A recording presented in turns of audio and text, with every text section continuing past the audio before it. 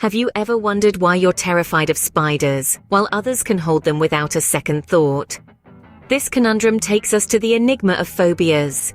Phobias are not just fears. They are intense, irrational fears of specific things or situations that pose little or no actual danger.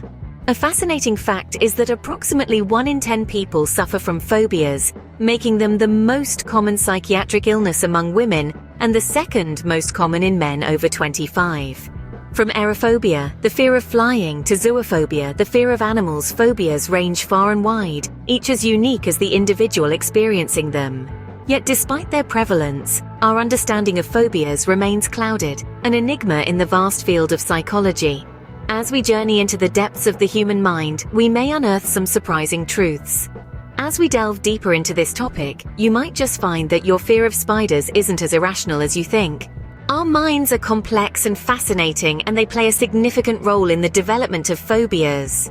Diving into the psychological aspects, phobias are more than just intense fears. They are deeply rooted in our psyche, often stemming from traumatic experiences or learned behaviors.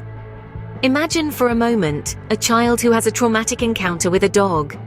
This experience could very well sow the seeds of a lifelong canine phobia. It's the mind's way of saying, "Hey, that was scary. Let's avoid that in the future." Similarly, phobias can also be learned behaviors. As children, we are incredibly impressionable, and if we see a parent or loved one reacting fearfully to something, we might pick up on that fear and internalize it, turning it into a phobia. Another intriguing facet of phobias is our mind's ability to distort perceptions. Let's take spiders, for instance. To someone with arachnophobia, a tiny harmless spider can seem like a monstrous, threatening creature. It's not the spider itself that's the issue, but our mind's exaggerated interpretation of it. Phobias often develop during childhood, but they can persist well into adulthood, sometimes even intensifying over time if not addressed. This persistence underscores the deep-seated nature of phobias and the profound influence our minds have on our perceptions and reactions. The mind's power to protect us can sometimes go into overdrive, creating phobias that can significantly impact our lives. Our bodies react to our fears, executing a fight or flight response that can be extreme in cases of phobias. To understand how phobias affect us physically, let's take a closer look at our body's reaction when confronted with the object of our fear. This is where the fight or flight response comes into play. It's our body's primitive, automatic, inbuilt response that prepares the body to fight or flee from perceived harm. When this response is triggered, adrenaline rushes through our system, causing our heart to race, our breathing to quicken, and our senses to heighten. It's like our body is sounding an alarm, alerting us to imminent danger. For someone with a phobia, this alarm can be set off by something as harmless as a spider, a small confined space, or even the thought of flying. Physical symptoms can include a rapid heartbeat, shortness of breath, trembling, sweating, and even nausea. These symptoms are not just uncomfortable, they can be utterly overwhelming. It's not just a case of being a little scared. It's an all-consuming terror that can make you feel as though you're in life-threatening danger.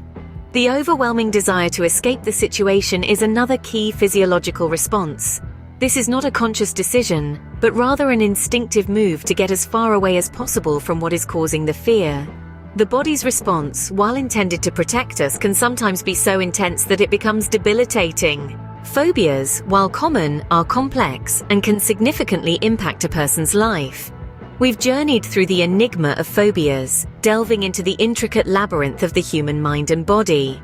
We've explored the difference between everyday fears and phobias, highlighting that the latter is an excessive and irrational fear reaction.